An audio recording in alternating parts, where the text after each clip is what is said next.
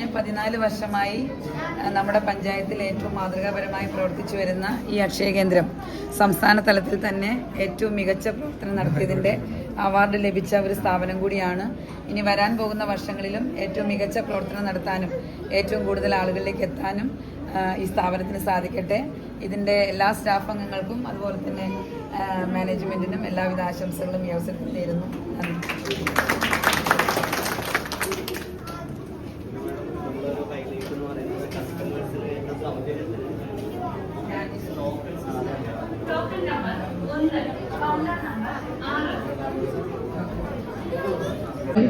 ഈ പ്രദേശത്തെ ഏറ്റവും ബഹുമാന്യരായിട്ടുള്ള മാതാപിതാക്കൾ, സഹോദരങ്ങൾ, സുഹൃത്തുക്കൾ, അതുപോലെ തന്നെ പോലീസ് ഉദ്യോഗസ്ഥർ, മാധ്യമ സുഹൃത്തുക്കൾ, എല്ലാവർക്കും എൻ്റെ വിനീതമായ നമസ്കാരം.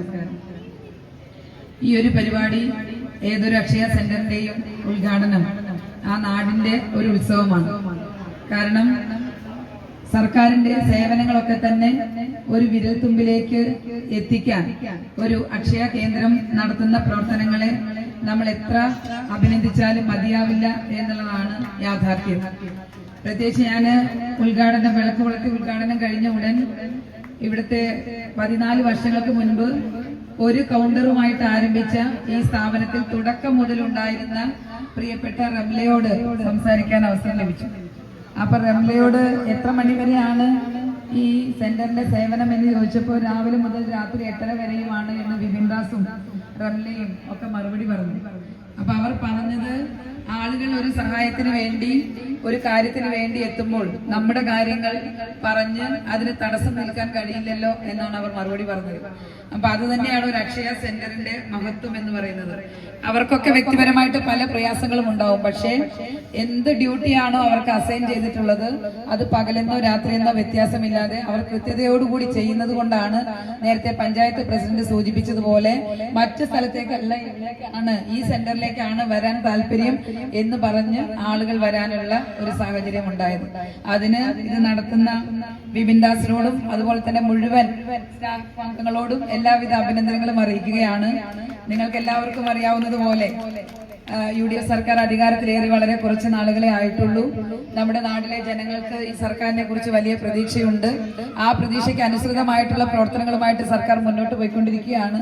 നേരത്തെ തെരഞ്ഞെടുപ്പ് സമയത്ത് പ്രഖ്യാപിച്ച പ്രിയദർശിനി സൗജന്യ യാത്ര സ്ത്രീകൾക്കും പെൺകുട്ടികൾക്കുമായിട്ട് പ്രഖ്യാപിക്കുക മാത്രമല്ല അത് നടപ്പിലാക്കി ഇപ്പോൾ അത് വളരെ വിജയകരമായിട്ട് നടന്നുകൊണ്ടിരിക്കുകയാണ്. ഇനിയും ഒട്ടേറെ മാതൃകാപരമായിട്ടുള്ള പദ്ധതികൾ ഈ സംസ്ഥാനത്ത് നടപ്പിലാക്കാൻ പോകുന്നുണ്ട്.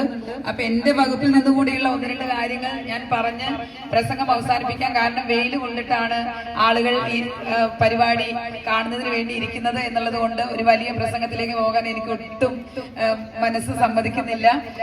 എന്റെ വകുപ്പിനെ സംബന്ധിച്ച് 3 വകുപ്പുകളാണ്. ഒന്ന് പട്ടികജാതി, പട്ടികവർഗം, പിന്നോക്കക്ഷേമം. പിന്നോക്കക്ഷേമത്തിനെ കുറിച്ച് ആദ്യം പറയാം. പിന്നോക്ക വിഭാഗങ്ങൾക്ക് വേണ്ടിയിട്ടുള്ള ഒരു വകുപ്പാണ്. അപ്പൊ അതിന്റെ കീഴിൽ ഒരു പിന്നാക്ക വികസന കോർപ്പറേഷൻ ഉണ്ട്. ആ കോർപ്പറേഷന്റെ പദ്ധതികൾ ഇപ്പോൾ ഈ വർഷത്തെ 100 ദിന കർമ്മദിന പരിപാടിയിൽ ഉൾപ്പെടുത്തി വളരെ വിപുലമായിട്ടുള്ള പരിപാടികളുമായിട്ട് മുന്നോട്ട് പോയിക്കൊണ്ടിരിക്കുകയാണ്. ഈ വരാൻ പോകുന്ന 23-ാം തീയതി എറണാകുളത്ത് വെച്ച് കോർപ്പറേഷന്റെ നേതൃത്വത്തിൽ, വകുപ്പിന്റെ നേതൃത്വത്തിൽ ഒരു വലിയ പദ്ധതികൾ പ്രഖ്യാപിച്ച് നടപ്പിലാക്കാൻ പോകുന്നു. 100 കോടി രൂപയാണ് ഈ സംസ്ഥാനത്തെ വിവിധ പിന്നോക്ക വിഭാഗങ്ങളിൽ പെടുന്ന ആളുകളുടെ കൈകളിലേക്ക്